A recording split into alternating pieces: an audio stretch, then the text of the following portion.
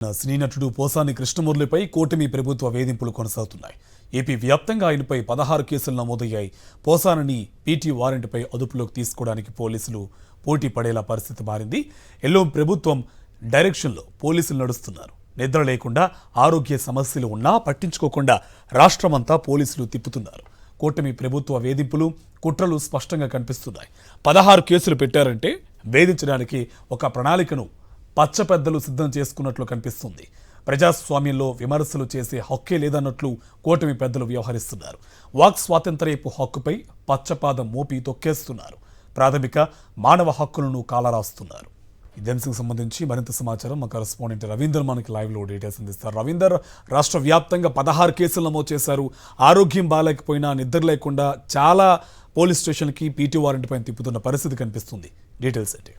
కార్తీక్, ఆంధ్రప్రదేశ్ కాస్త అరాచక ప్రదేశ్ గా మారిపోయింది. రాజ్యాంగ ఉల్లంఘనలు అనేది ఆంధ్రప్రదేశ్ లో అత్యంత దారుణంగా కొనసాగుతూనే ఉన్నాయి. పోలీసులు సైతం రెడ్ బుక్ రాజ్యానికి సెల్యూట్ చేసినటువంటి పరిస్థితి గడిచిన 9 నెలలుగా కనిపిస్తుంది. అందులో భాగంగానే ఎవరైతే ప్రశ్నిస్తున్నారో ప్రశ్నించేటువంటి గొంతులను నిలివేసేటువంటి కార్యక్రమాన్ని యథేచ్ఛగా కొనసాగిస్తున్నటువంటి పరిస్థితి. ఒకవైపు వైఎస్ఆర్ కాంగ్రెస్ పార్టీ సంబంధించినటువంటి కార్యకర్తల నుంచి నాయకుల వరకు అందరినీ టార్గెట్ చేసి వారి మీద కేసులు పెడుతూనే మరోవైపు రాజకీయాలతో సంబంధం లేకుండా సినిమా ఫీల్డ్ లో ఉన్నటువంటి వ్యక్తుల మీద కూడా కేసులు పెడుతున్నారు. అందులో భాగంగానే పోసాని కృష్ణమురళి మీద కూడా ఇప్పుడు ఏకంగా 16 కాదు 17 కేసులు కూడా పెట్టినట్టు మనకు సమాచారం అవుతుంది. అసలు ఎందుకు ఈ విధంగా జరుగుతుంది ఏంటనేది పోసాని కృష్ణమురళికి సంబంధించి కేసు మొదటి నుంచి చూస్తున్నటువంటి వైఎస్ఆర్ కాంగ్రెస్ పార్టీకి సంబంధించినటువంటి లీగల్ సెల్ రాష్ట్ర అధ్యక్షుడు మనోహర్ రెడ్డి మనతో ఉన్నారు. సార్, పోసాని మీద ఇప్పటికే 16, 17 కేసులు అన్నారు. అసలు ఇప్పటివరకు ఎన్ని కేసులు నమోదు చేశారు? ఎందుకని ఆయన ఈ విధంగా వేధిస్తున్నారంటే ఏం చెప్తారు? ఇప్పుడు సినీ నటుడు పోసాని కృష్ణమురళి పైన ఇప్పటికే దాదాపు 17 కేసులు పెట్టారు. ఆ 17 కేసుల్లో 11 కేసులు దాదాపు ఒకే కంటెంట్ కు సంబంధించినవి. టీవీ5లో బీఆర్ నాయుడు, టీవీ5 యజమాని బీఆర్ నాయుడు తిట్టినాడనే అభియోగంతో పోసాని కృష్ణమురళి పైన ఈ కేసులన్నీ పెట్టడం జరిగింది. దాదాపు 11 కేసులు ఒకే కంటెంట్ పైన పెట్టడం రాష్ట్రంలో ప్రథమంగా చూస్తున్నాం. అంటే ఇంతకుముందు సోషల్ మీడియా పైన కూడా ఇలాంటి కంటెంట్ తోనే అనేక కేసులు పెట్టడం జరిగింది. అదేవిధంగా ఇక్కడ పోసాని కృష్ణమురళి గారి పైన కూడా టీవీ5 అధినేత బీఆర్ నాయుడును తిట్టినాడనే అభియోగంతో మోపి దాదాపు 11 కేసులు క్రైమ్ నెంబర్లు వివిధ పోలీస్ స్టేషన్లో రాష్ట్ర వ్యాప్తంగా రిజిస్ట్రేషన్ చేయడం జరిగింది. చేసిన తర్వాత కూడా ఇంకోటి ఇందులో విచిత్రమైనది ఏంటంటే 10 సంవత్సరాలు దాదాపు 2016లో నంది అవార్డులకు సంబంధించి ఒక కామెంట్ చేసినందుకు నంది అవార్డుల్లో ఒక సామాజిక వర్గానికి సంబంధించిన వారే ఎక్కువ మంది ఉన్నారని పోసాని కృష్ణమురళి చేసిన విమర్శ పైన ఇవాళ కడప జిల్లాలో కేసు పెట్టి అతన్ని దాదాపు హింసించి ఇక్కడి నుంచి అక్కడికి తీసుకొని పోయి రిమాండ్ చేయడం జరిగింది. రిమాండ్ చేసిన తర్వాత అంతవరకు ఉన్న ఎఫ్ఐఆర్లు, వివిధ స్టేషన్లో ఉన్న ఎఫ్ఐఆర్లను ఏ ఎఫ్ఐఆర్ కూడా బయటికి రానివ్వకుండా, లేకపోతే కంప్యూటర్లో అప్లోడ్ చేయకుండా, కోర్టులకు పంపించకుండా చాలా జాగ్రత్త వహించి చాలా ఆర్గనైజ్డ్ గా పోలీసు వాళ్ళు చేసినట్టు మనకు సుస్పష్టంగా అర్థమవుతోంది. అంటే ఒకే కంటెంట్ మీద రాష్ట్ర వ్యాప్తంగా అనేక చోట్ల కేసులు పెడుతున్నారు. నిజానికి అది రాజ్యాంగ ఉల్లంఘన కాదా? ఒకే కంటెంట్ మీద ఇన్ని చోట్ల కేసులు పెట్టే అవకాశం ఉందా? ఇది ఖచ్చితంగా రాజ్యాంగం వల్లనే ఉల్లంఘనే. ప్రభుత్వాలే కక్షపూరితంగా రాజ్యాలే హింసకు ప్రేరేపిస్తుంటే ఇంకా సామాన్యుని గతి ఏంటి అనేది ఇప్పుడు మనం తీవ్రంగా ఆలోచించాల్సిన విషయం. దీనిపైన కోర్టులు కూడా ఇంటర్ఫేర్ అవుతాయి. ఇన్ని కేసులు పెట్టడం ఒకే కంటెంట్ పైన అనేది తప్పనిసరిగా కొట్టివేయబడతాయి. అయితే తాత్కాలికంగా హింసించేదానికి ఇవన్నీ కూడా ఈ ప్రభుత్వం పన్నాగం పన్ని ఒకే వ్యక్తి పైన ఒకే కంటెంట్ కు సంబంధించి 11 కేసులు పెట్టడం అనేది దారుణమైన విషయంగా, అదేవిధంగా ఇంతకుముందు సోషల్ మీడియాలో కూడా కేసుల్లో కూడా ఇలాగే జరిగాయి.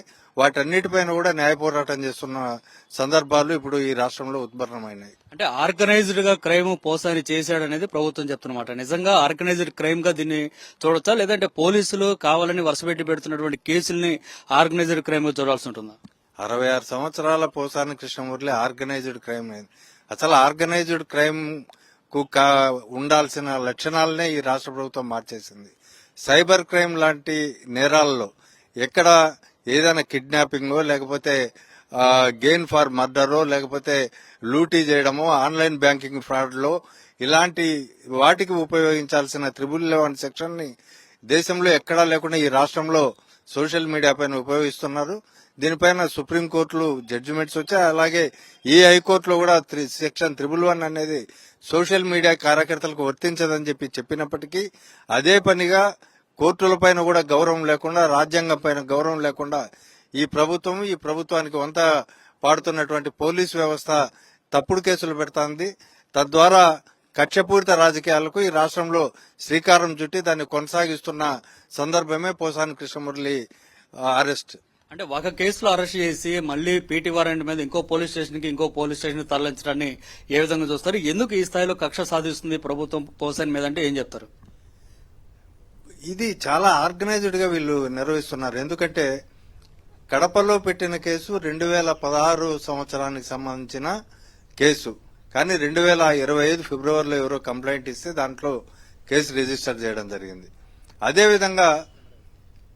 అదేవిధంగా అతన్ని ఇక్కడికి వివిధ 17 స్టేషన్లలో పెడితే అక్కడి నుంచి ఎక్కడికి నరసరావుపేటకి తీసుకురావడం, నరసరావుపేట నుంచి గుంటూరు జైలుకు, గుంటూరు నుంచి ఆదోనికి తీసుకెళ్లడం అనేది కూడా అంటే 100 కిలోమీటర్లు రోజు తిప్పుతున్నారు.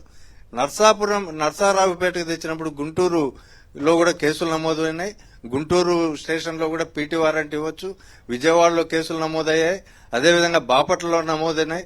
అంటే ఇటీవల ఇక్కడ ఉన్న దగ్గర ప్రాంతాల్లో కాకుండా మళ్లీ ఈశాన్యం నుంచి నైరుతికి, అదేవిధంగా ఉత్తరం నుంచి పడమరకి, పడమర నుంచి దక్షిణానికి, ఈ విధంగా కక్షపూరితంగా 100 కిలోమీటర్లు అతను అనారోగ్యంతో బాధపడుతున్నాడు. గొంతుకు ఆపరేషన్ జరిగినాయి. హార్టుకు సంబంధించిన మందులు తీసుకున్నప్పటికీ ఈ ప్రభుత్వానికి కనికరం లేకుండా కేవలం కక్షపూరిత ధోరణితో పోసాని కృష్ణమురళిని, అదేవిధంగా సోషల్ మీడియా కార్యకర్తలను హింసించాలనే కుట్రలో భాగంగా ఇవన్నీ ఈ ప్రభుత్వం రాజ్యహింసకు పాల్పడుతోందనేది వాస్తవం. ఇన్ని ఆరోగ్య సమస్యలు ఉన్నప్పుడు సహజంగా అరెస్ట్ చేసే సమయంలో అందున ఒక 66 సంవత్సరాల వయసు ఉన్నటువంటి వృద్ధిని అరెస్ట్ చేసే సమయంలో ఎలాంటి జాగ్రత్తలు తీసుకోవాలి? ఈ ప్రభుత్వం పోసాని విషయంలో ఏ విధంగా వ్యవహరించింది? పోసాని విషయంలో మామూలుగా డాక్టర్లకు చూపించి అతను రిమ్స్ హాస్పిటల్లో కూడా చేర్పించడం జరిగింది. అయితే ఈ ప్రభుత్వమే కుట్ర పన్ని మేనేజ్ చేసి మీడియాల ద్వారా లీకులు ఇప్పించి తర్వాత అదే పని దాన్ని ఒక ఎగతాళిగా పోసాని కృష్ణమురళి డ్రామాలు ఆడుతున్నారనేది విపరీతంగా ఈ రాష్ట్రంలో ప్రచారం చేయడం అనేది దురదృష్టకరం.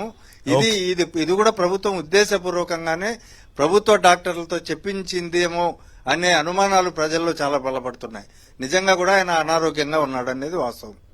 సో ఇది పరిస్థితి ఖచ్చితంగా ప్రభుత్వమే ఆర్గనైజ్డ్ క్రైమ్ చేస్తుంది అనేది చాలా స్పష్టంగా పోసాని కేసులో అర్థమవుతుంది అనేది మనోహర్ రెడ్డి చెప్తున్నమాట. ఏదేమైనా ఖచ్చితంగా పోసానికి న్యాయం జరుగుతుంది కోర్టులు అనేది కూడా ఆయన తేల్చి చెప్తున్నారు. Karthik, thank you Ravinder.